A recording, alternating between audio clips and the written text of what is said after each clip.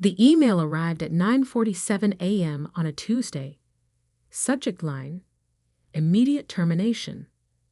No warning, no discussion, just cold corporate efficiency from a company I'd helped build for 7 years.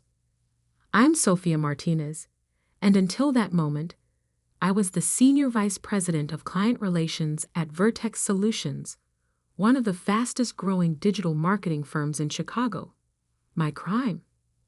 Suggesting we adjust our pricing strategy to keep our top clients from jumping ship to more competitive agencies. Your negative attitude is disrupting team morale, the email read. Translation: I dared to question CEO Michael Bennett's latest cash grab. I sat in my corner office, staring at the sleek downtown skyline through floor-to-ceiling windows that would no longer be mine in about 15 minutes. The irony wasn't lost on me. I'd landed or managed 80% of the clients whose payments had funded these fancy offices, including the Italian leather chair Michael now sat in 3 floors above me. Right on cue, HR's Linda appeared at my door, security guard in tow. "We'll need your badge and laptop," she said, not quite meeting my eyes. We'd had lunch together last week. I handed them over without a word, then reached into my desk drawer and pulled out my personal notebook, the one where I'd documented every client interaction, every strategy, every relationship I'd built over 7 years. Michael had never understood that our business wasn't about flashy presentations or expensive lunches. It was about trust, about understanding what kept CEOs awake at night and solving problems they hadn't even recognized yet. "You'll need to sign these," Linda said, placing a stack of papers on my desk. Non-compete agreements, NDAs, standard corporate handcuffs. I glanced at them, then looked up at Linda with a smile that made her step back slightly. "No, I don't think I will. It's standard procedure. It's unenforceable," I corrected her. I checked with my lawyer 6 months ago when Michael started pushing out other senior executives. Illinois law is quite clear on this. Her face paled. She knew I was right. I'd always done my homework. As security escorted me out, I caught glimpses of my team through the glass walls. Mia, the brilliant strategist I'd mentored for 3 years, looked close to tears. James from Creative was shaking his head in disbelief. They were good people, true talents. They deserved better than Michael's leadership. In the elevator, my phone buzzed. A text from Marcus Reynolds, CEO of Reynolds Tech, one of our biggest clients. "Heard the news. This is a mistake. Call me when you're free." I smiled, remembering Michael's words from our last executive meeting. Clients don't care about individuals. They care about the brand. The security guard walked me to my car, awkwardly trying to avoid conversation. As I put my box of belongings in the trunk, I heard familiar laughter. Michael stood on the smoking terrace above, sharing what looked like a joke with his new executive team. All men, all from his country club, all spectacularly unqualified for their positions. He caught sight of me and raised his coffee cup in a mock toast. I gave him a small wave in return, which seemed to unsettle him more than anger would have. The drive home to my loft in Lincoln Park was surreal. 7 years of 80-hour weeks, missed family events, relationships sacrificed on the altar of corporate success, all ended with a single email. But instead of grief or anger, I felt something unexpected: freedom. Because Michael had forgotten something crucial, something that would come back to haunt him in the weeks ahead. I parked in my garage and carried my box upstairs, past the home office I'd barely used except on weekends. Inside were 3 things Michael didn't know about: a complete business plan I'd been refining for the past year, a list of industry contacts I'd maintained independent of Vertex, and most importantly, a prototype platform I'd developed with a team of freelance developers. My phone buzzed again. Another message from Marcus Reynolds. "Seriously, call me. We need to talk about the future." I smiled, thinking about Michael's dismissive attitude toward client relationships. He thought customers stayed for the Vertex brand, for the fancy offices and overpriced strategies. He had no idea that every major client I managed had my personal cell number, that we spoke regularly about their businesses, their goals, their fears. I opened my laptop, my personal one, not the corporate device I'd surrendered, and pulled up a document I'd been saving for the right moment. Articles of incorporation for a new company, Catalyst Digital Solutions. The name wasn't an accident. In chemistry, a catalyst is something that creates change without being consumed by it. That's exactly what I'd been doing at Vertex, transforming clients' businesses while Michael took the credit. But now, it was time for a different kind of transformation. My phone kept buzzing. More messages from clients, industry contacts, even competitors who tried to hire me away from Vertex. I let them wait. First, I had a call to make. "Anna? It's Sophia.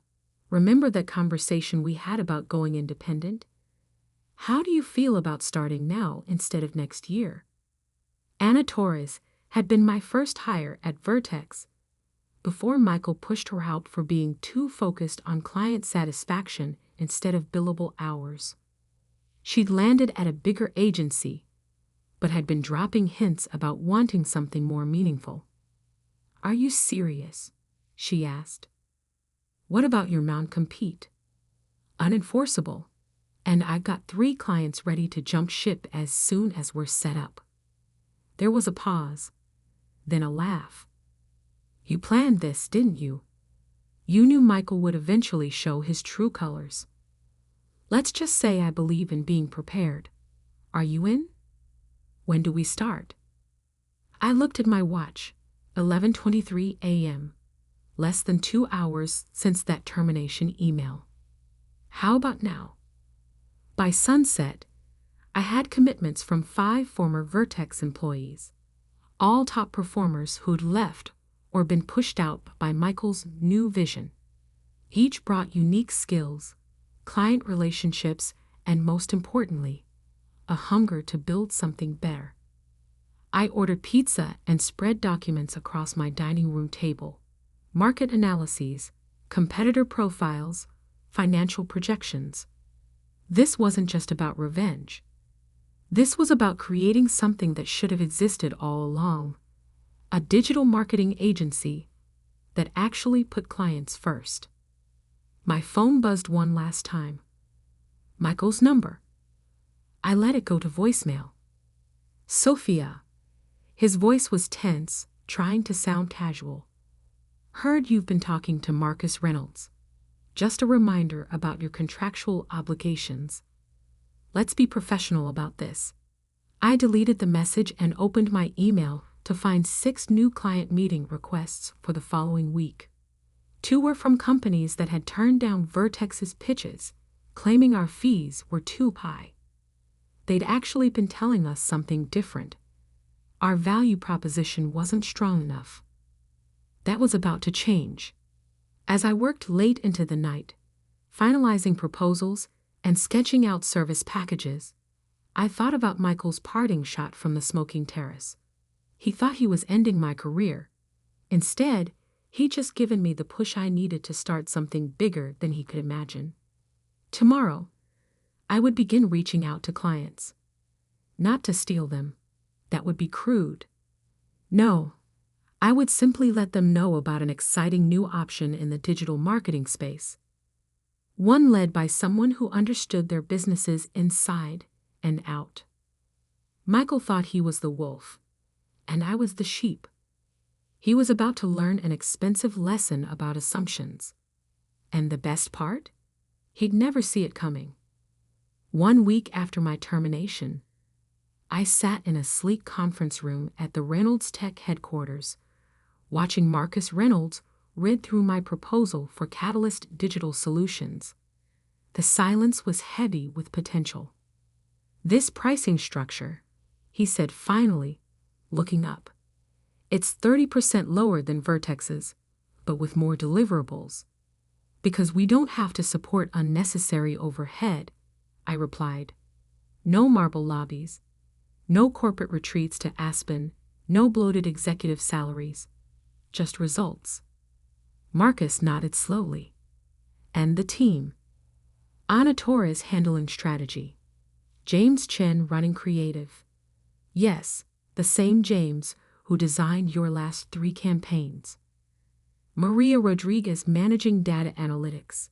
All former Vertex stars who left for the same reasons I did.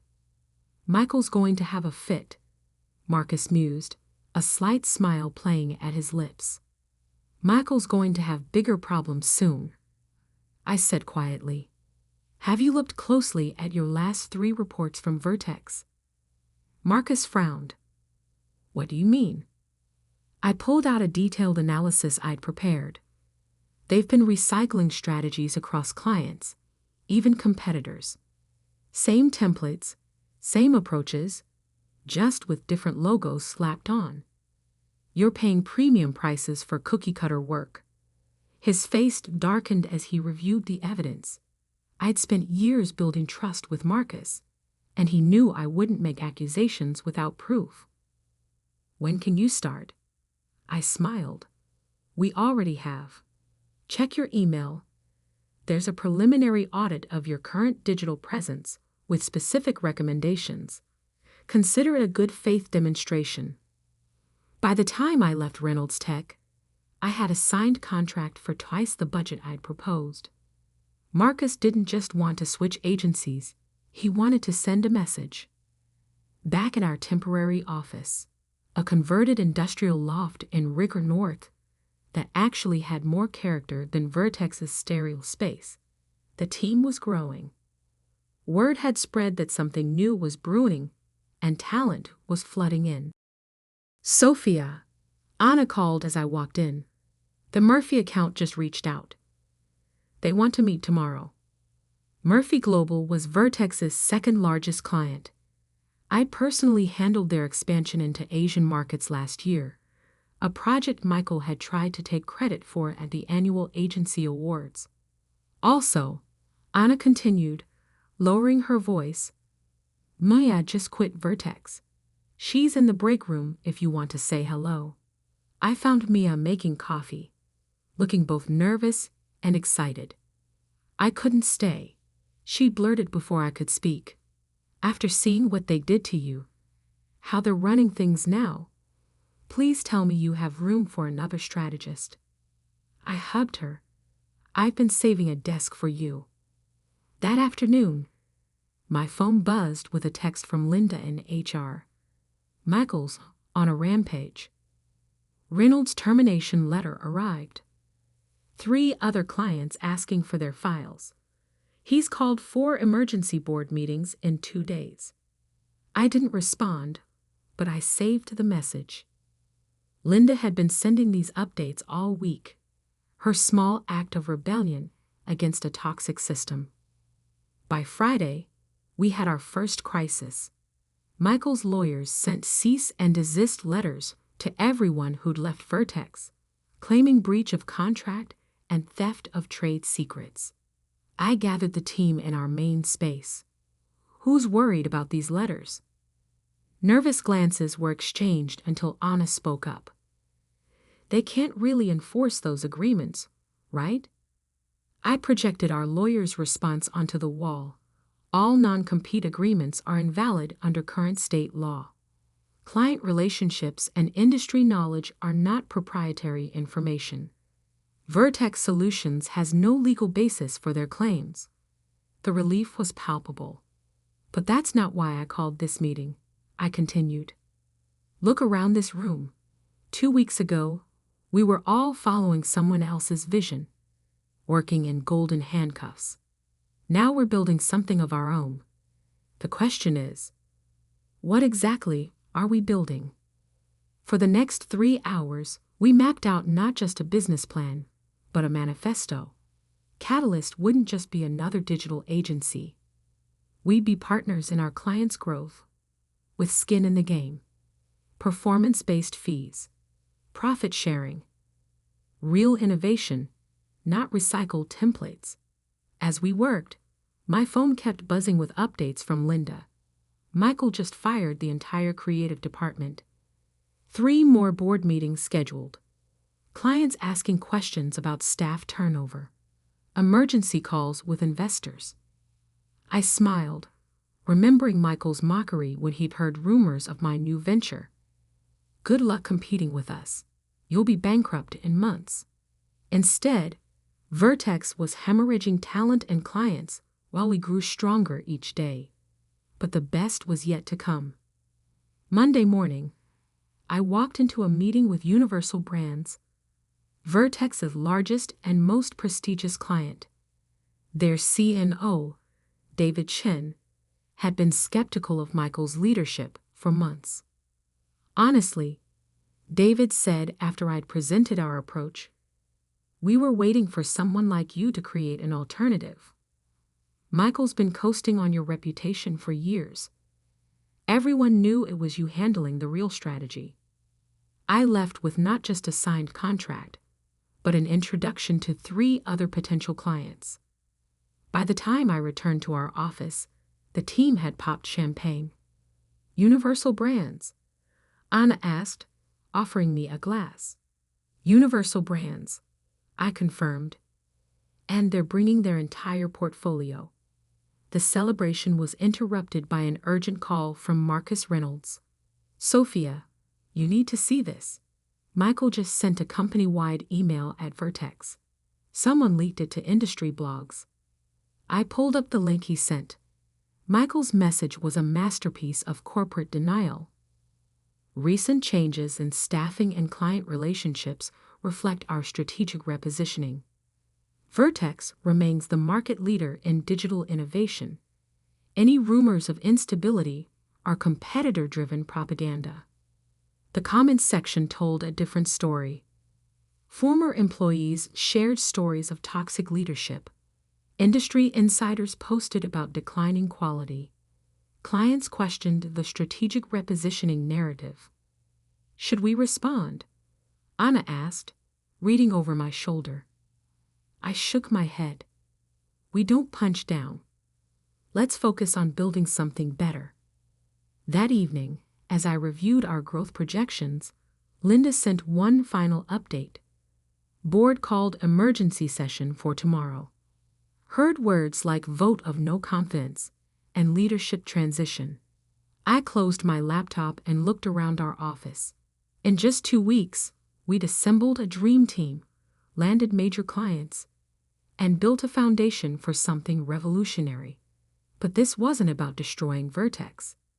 It was about creating what should have existed all along, an agency that valued talent, respected clients, and understood that real success comes from lifting others up, not pushing them down. My phone buzzed one last time. A message from Michael himself. "We should talk. Name your price to end this." I didn't bother responding. He still didn't get it. This was never about price. It was about value. And he was about to learn the difference. The morning of Vertex's emergency board meeting dawned bright and cold. I watched the sun rise over Lake Michigan from our new office space, a converted warehouse in the West Loop that we transformed into something special. Open collaboration areas, state-of-the-art technology, and most importantly, walls covered in client success stories. 3 months had passed since my termination. In that time, Catalyst had grown from an idea to a force that was reshaping the industry. "Sophia?" Anna appeared in my doorway, tablet in hand. "You need to see this." She pulled up the morning's industry news. The headline made me catch my breath. "Vertex SOLUTION CEO Myscale BNETT Facey is board, VOTE, ANICLIENTEXOUS, and STAFFDPRTURES. The article detailed everything: the loss of major accounts, the mass exodus of talent, and most damaging, anonymous quotes from current employees about mismanagement and toxic leadership. That's not all, Anna said, swiping to another screen. Our Q1 numbers just came in. I studied the figures, double-checking to make sure they were real. In just 3 months, Catalyst had achieved what Vertex took 7 years to build. But more importantly, we'd done it the right way. My phone buzzed. A text from Linda. Michael just arrived. He looks terrible. Board members are already here. I set my phone down and turned to Anna. How's the Universal Brands campaign looking? Her smile was bright. We launched the new strategy yesterday. Their engagement metrics are up 300% from their best numbers with Vertex. Perfect timing, I murmured. Just then, Maria burst into my office.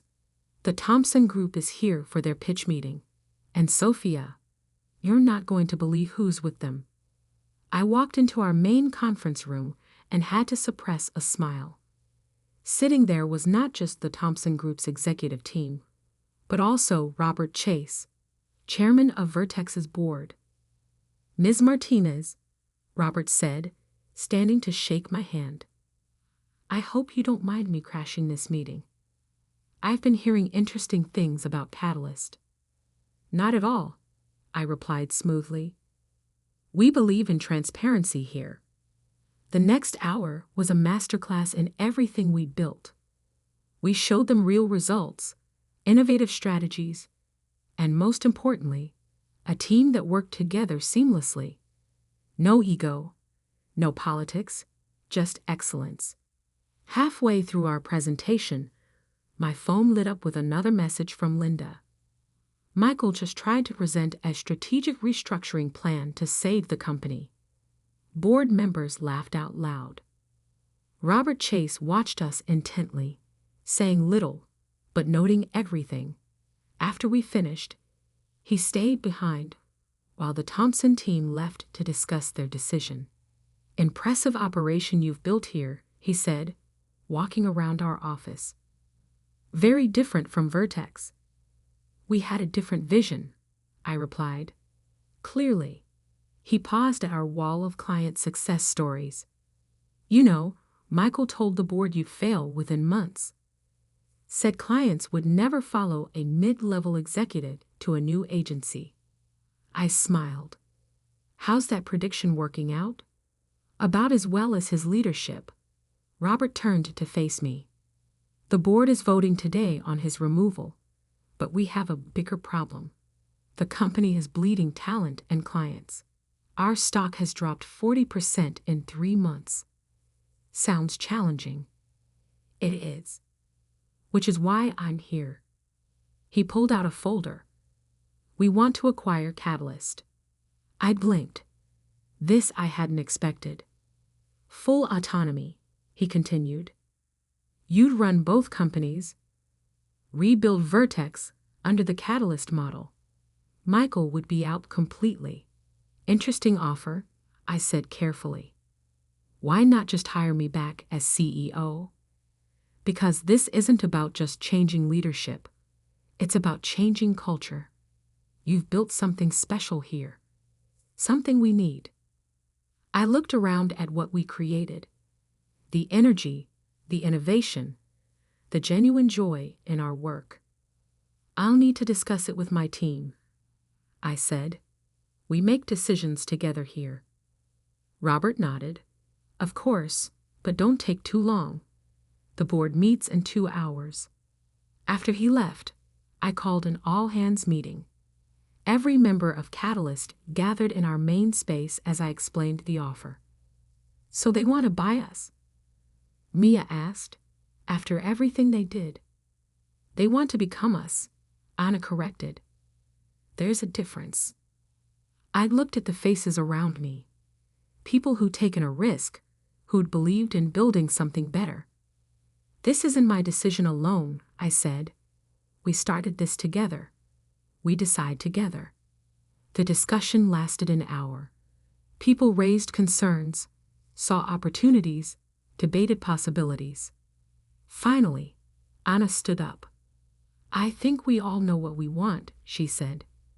But the real question is, what would make the biggest impact? I smiled, remembering why I'd hired her first. 30 minutes later, I sat in my office composing an email to Robert Chase. As I wrote, Linda sent another update. Board meeting starting. Michael looks like he's seen a ghost. I finished the email and hit send, then gathered the team again. It's done, I announced. I just sent our counteroffer. Instead of selling Catalyst, we proposed a merger of equals. Both companies would adopt Catalyst's culture and business model. We'd keep both client bases, but transform everything else. Most importantly, we'd retain our independence and values.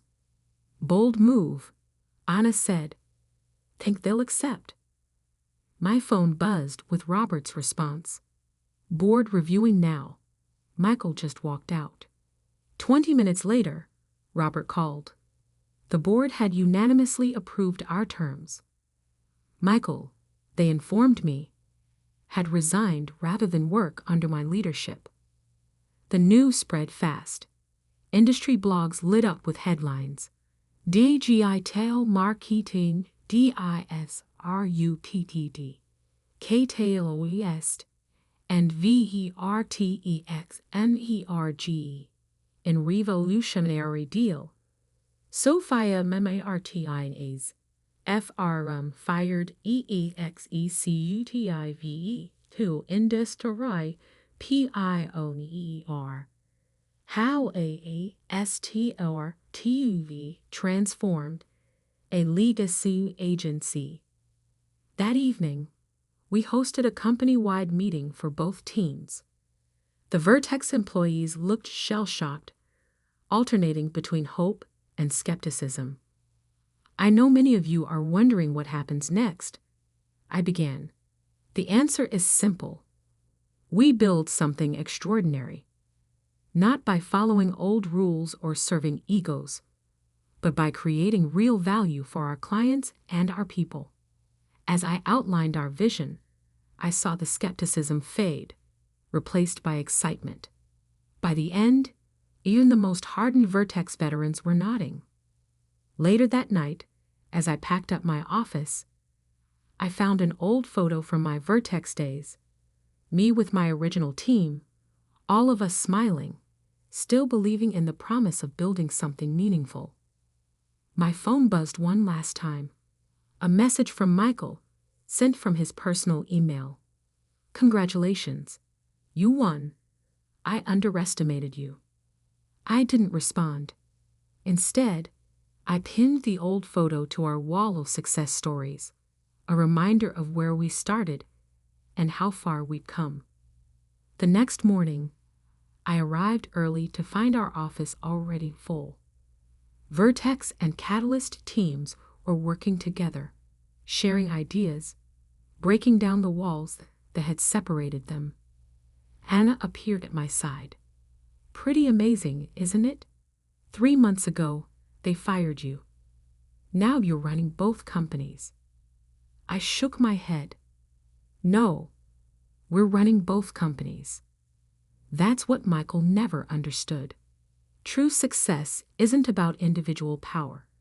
It's about building something bigger than yourself. Speaking of building, she grinned. Wait until you see the new client requests that came in this morning. As I walked through our transformed office, greeting both old faces and new, I thought about Michael's mockery the day I left Vertex. Good luck competing with us. He'd been right about the luck part. We didn't need it. We had something better. We had vision, values, and most importantly, we had each other. And that was just the beginning.